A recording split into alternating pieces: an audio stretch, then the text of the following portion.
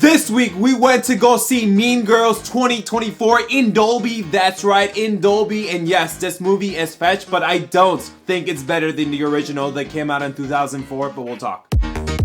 Hi, how you doing today? It's just Jess here. Hope you're having a good day. And today, yes, so we went to go see Mean Girls 2024 in Dolby. That's right, in Dolby. But is it worth it in that format? Honestly, absolutely yes. Why? Well, you get to take advantage of the immersive sound. So this is a musical, so there's a lots of singing and dancing, and sound is a big thing for that. So of course, the Dolby Atmos surround sound, you'll absolutely feel the immersive in that format. You also get deeper blacks and the better contracts, such as the visions, but also from their website, subtle details and ultra vivid colors. Mean Girls 2024 is a comedy musical teen drama romance from the original visions of Tina Fey. She's also in this movie as well. This is mostly like a rediscovery 20th anniversary from the 2004 Mean Girls, from the same person, of course, visionary from Tina Fey. The reason why I say it's a discovery, rediscovery, not a reimagining or remake, because in terms of the musical and singing and dancing, it still follows the same formula as the characters and the beats and overall storyline, but some of them could be a little bit different. They change a couple of things, and some of them are not good, but which we'll talk about it. However, in various interviews like Fandango, such as and Instagram, she says it's a rediscovery. I don't know how people will react when they see this movie first in theaters or online when it comes to streaming, and then watch the original. For, let's just be honest, the original came out in 2004. I was 9 years old. I didn't watch it. However, growing up, I knew about it. Girls would talk about it. My friends would talk about it. Exes would talk about it. There'll be memes about it, especially "You Can't Sit With Us." So I knew that growing up, but it was not until 2 days ago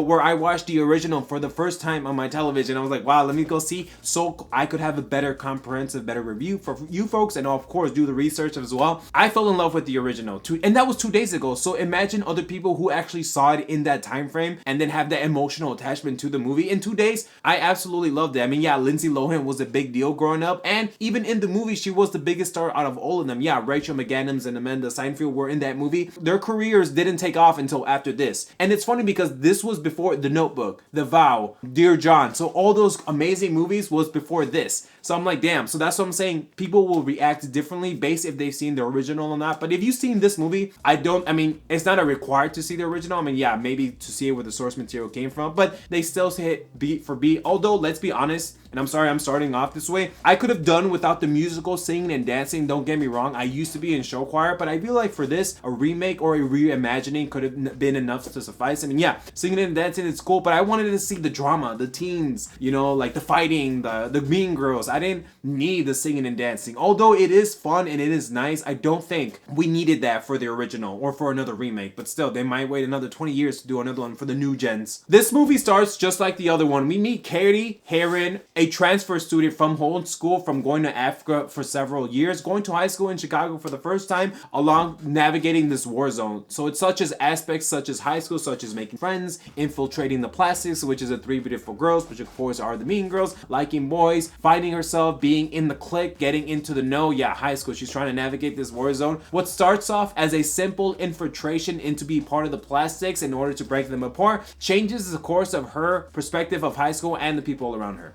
So let's talk about the good parts of this movie. The good thing about this movie, it's still the same formula as last one, which is really good. The bad is that they change a couple of things, and not for the better, no. So we still get introduced to the three plastics, which are amazing, by the way, and all the singing and dancing and all the performances are top notch. I really appreciated them. There is one, especially in Halloween, where that was really sexual. I'm like, oh, dude, you were like taking the guy that she liked, because if you see in the original, of course, she like backstops her friends. So all the singing and dancing is amazing. It does add to the runtime because this movie's like 2 hours and the original was like 1 hour and a half. So all those 30 minutes, they still bleed into the story narrative from the original. And I feel like I'm holding the original to such a dear heart, even though it came out in 2004 and I saw it 2 days ago, is because the way I remembered high school. Yes, I'm 29 years old, so we still had phones, but we had like Nokias and stuff, and like I haven't been in high school. I'm just like, I mostly remember college than anything. But one of the things that wasn't a good change, I feel like, the character Karen that's in this movie, I feel like, yes, in the original they said she was stupid, she was dumb, but I feel like in this movie she's way too dumb. She's way too stupid. Yes, they're hot, they're gorgeous, they're amazing. Like, yes, the men will be drooling over them. Like, oh, but still, at the end of the day, she was way too dumb. Yeah, she sings great, she performs great, she's a great dancer. But I just felt like the movie dumbed enough her to be like so dumb. Yes, Amanda in the last movie, she was dumb, but she wasn't to this dumb. So I don't know how people in the new gen or the new Gen Zers or the current gen or people in high school will react to some character like this unless the directors and the screenplay and the people behind the production company wanted the character to be portrayed this way. I feel like, for real? I mean, yes, it's influence for new gens, Gen Zers with the new gen of high school in terms of the phones and the technology and social media and getting canceled, how rumors spreads like that, but still, the singing and dancing is weaved into the storyline. So she basically goes into the plastics. You still get the same dialogue and still the Santa thing at the end, which was amazing to see, like, recreated, but just in a different step. But still, it's still beat for beat. I mean, yeah, you miss some of the things like the mall stuff, like of course, you still get the you can't sit with us, but still, it loses some of its flavor because of the original was so beloved. However, will the new gen want the musical? That's a big thing. Why do they need to do it as a musical and dancing? It's still high school. She's still trying to navigate this. She's still trying to like guys, trying to pass for exams, partying, drinking. It's amazing. Of course, the drama that comes with it, with backstabbing your friends in terms of the females. It's still the same beat for beat, but still, I don't know if the musical and singing and dancing might fit for everyone. For me, even coming as a performer, I was just like, damn, do we really need this? I would have, like I said before, I would have done without the singing and dancing. And that's coming from a person who did show choir his whole life. As a heterosexual guy, as a straight guy who likes women, I did like the girls. I'm like, oh my god, they're sexy, they're gorgeous, they're amazing. But I don't know how someone would react if they saw this movie first and they saw the original after that. I mean, I couldn't help to think the movie was, and I'm sorry to say this, trying a little bit too hard. Like, I know that's weird to say, but I feel like the movie